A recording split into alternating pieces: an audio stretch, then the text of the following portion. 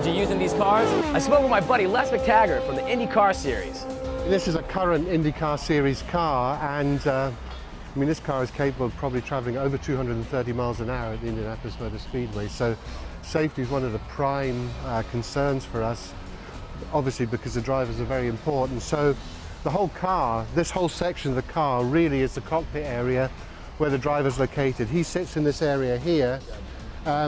We have a headrest structure around here. This has foam inside and it's to protect the driver's head in an accident so that this compresses. Behind that we have a molded seat. Now this seat is it's made of a dense foam material, and it's actually molded to the driver's body. It fits every curvature of his body to hold him very securely in the cockpit, so that in a high impact condition he doesn't move in the car, because if he moves in the car, that's when you get an injury. Let's talk about aerodynamics. Right, the aerodynamics of these cars actually is really cool because the whole car is designed like an upside down wing.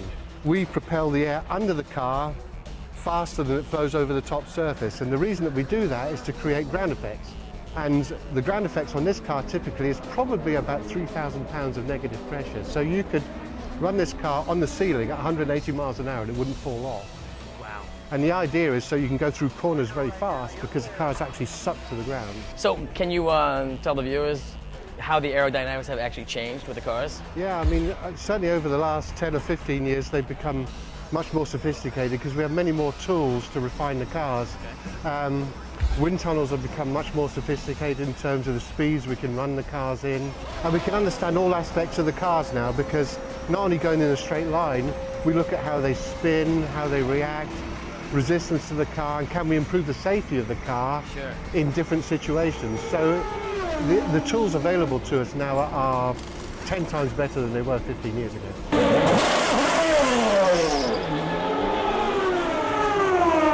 Safety is very important to us, and we're constantly looking at new technology to try and improve the situation for the drivers, because all we can do really is minimize the risk, and anything that we can improve, as I say, we're constantly looking at structures and different mechanisms to make it better. Drivers have also benefited from other NASA-inspired technologies. Things like improved brakes, oil seals, specialized safety seats, accelerometers, and many, many other things.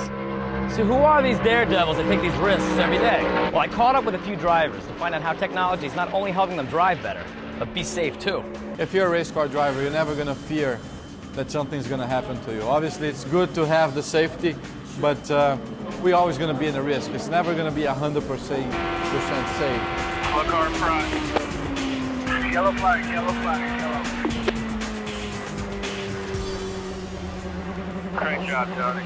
It makes us more comfortable knowing that we have an extra safety devices. We have the Hunt device, which is it's a device that we put around our necks, and it's attached to the helmet. Because if you had a head crash, your neck wouldn't snap, so you wouldn't break your neck, and then all the other things I talked about. But there's so many variables that can happen on the streets that don't happen here, that I would say I feel a lot safer in the racetrack than actually on the streets. Now, I mean, we have the seats molded to us. I mean, everything, I mean, it's all really compact. The cars are meant to disintegrate, like, so it takes less G-forces off of us, exactly. So, you know, we still, as drivers, we don't like to even talk about it, but no, it's great. I mean, you know, as long as these cars stay on the ground, that you're safe. So it's come definitely a long way. Sure. Not as far as maybe NASA, but... All right, so we found out a few technologies that some race car engineers are using that originally came from NASA. But do you think NASA can learn anything from an Indy car? You better believe it. Check it out. Right now, NASA is planning missions back to the moon and onto Mars. The capsule NASA will be using is called the Orion. And even though Orion looks similar to the old Apollo capsule, it's a brand new state-of-the-art spacecraft that'll hold between 4 and 6 crew members. Now, if you recall, when the old Apollo capsules returned from the moon, they splashed down into the ocean, right? Well, that worked well for the Apollo. But today, NASA scientists are researching whether the Orion will come down in the ocean or if they wanted to come down on land. Either way, some serious work is going into understanding how to protect astronauts from injury during landing.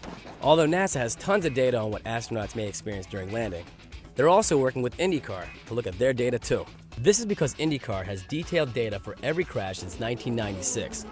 As you can imagine, when a car hits the wall at 200 miles per hour, the occupant will experience huge G-loads. So it's a no-brainer that IndyCar and NASA would be working hand-in-hand to produce better protection strategies for both drivers and astronauts. NASA will use much of the data to help design optimum seat configurations to help minimize risks to our crews upon re-entry and landing, while IndyCar will benefit by having NASA researchers designing seat configurations that may also help keep race drivers safe. So whether in spacecraft or in race cars, both groups are working hard to provide the best protection for vehicle occupants.